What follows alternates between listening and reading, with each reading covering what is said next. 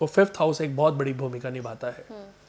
तो संतान के लिए जीवन में कितने कष्ट, संतान कितने महीने बीमार रहेगी, कितने साल पीड़ित रहेगी, ये सब 5th हाउस से देखा जाता है।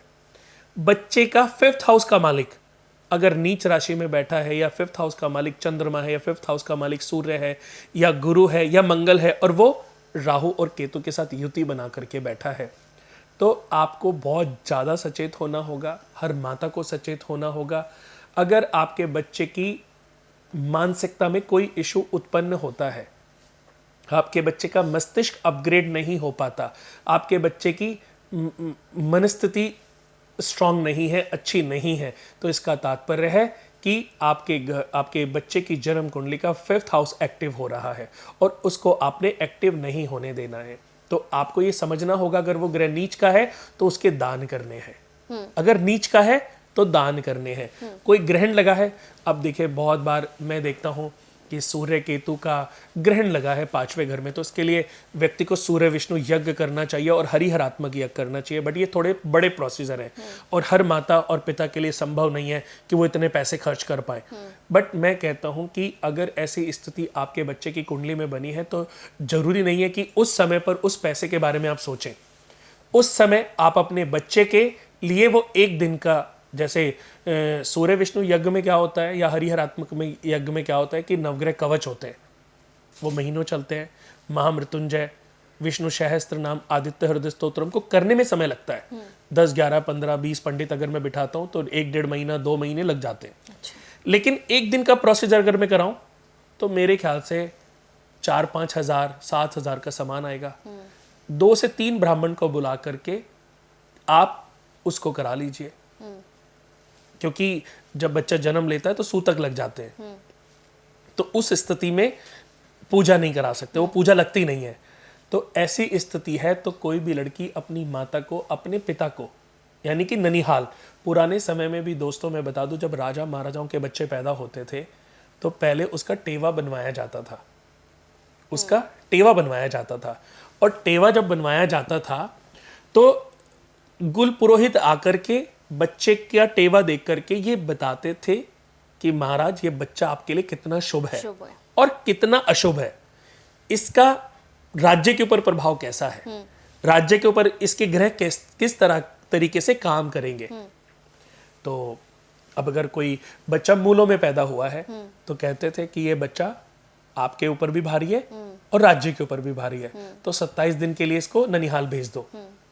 बच्चा ग्रहण में पैदा हुआ है, ग्रहण लगा हुआ है, 40 दिन तक बच्चे को अपने से दूर कर दो, अगर आपने इसको देखा तो आपकी मृत्यु हो सकती है। ऐसे बोलते थे, वो डरते नहीं थे और घबराते नहीं थे।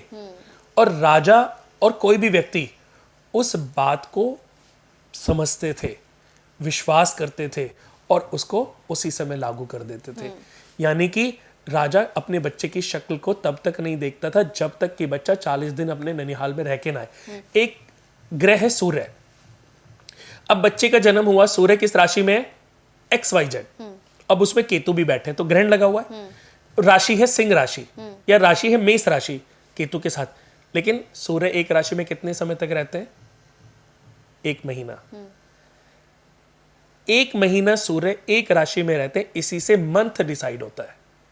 अच्छा। जो महीना है वो सूर्य से ही देखा जाता है।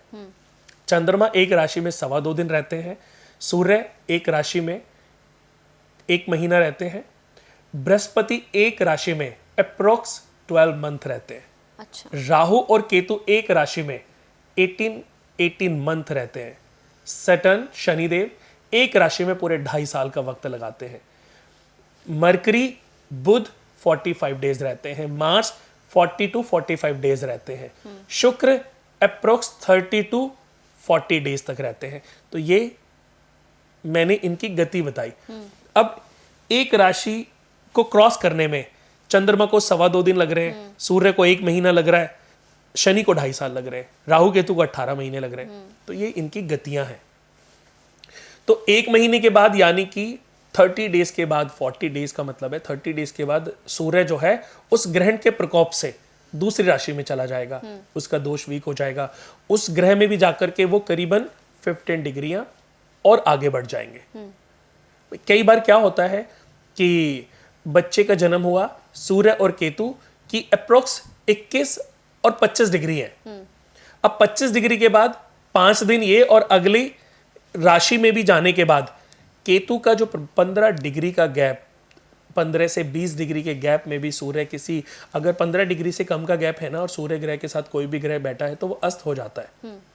बट केतु के बारे में मैं बता दूं कि अगर 15 डिग्री से 20 डिग्री 25 डिग्री का भी गैप है ना तो केतु का इफेक्ट रहता है। अच्छा। कम होता चला जाता है पर इफेक्ट रहता है। तो करीबन 40 डेज के बाद ये प्रभाव बिल्कुल जीरो हो जाता है। अच्छा। यानी कि अगर फिर पिता अपने बच्चे को देखता भी है तो उसकी हेल्थ पे कोई फर्क नहीं पड़ेगा, उसकी जान माल का कोई खतरा नहीं होगा,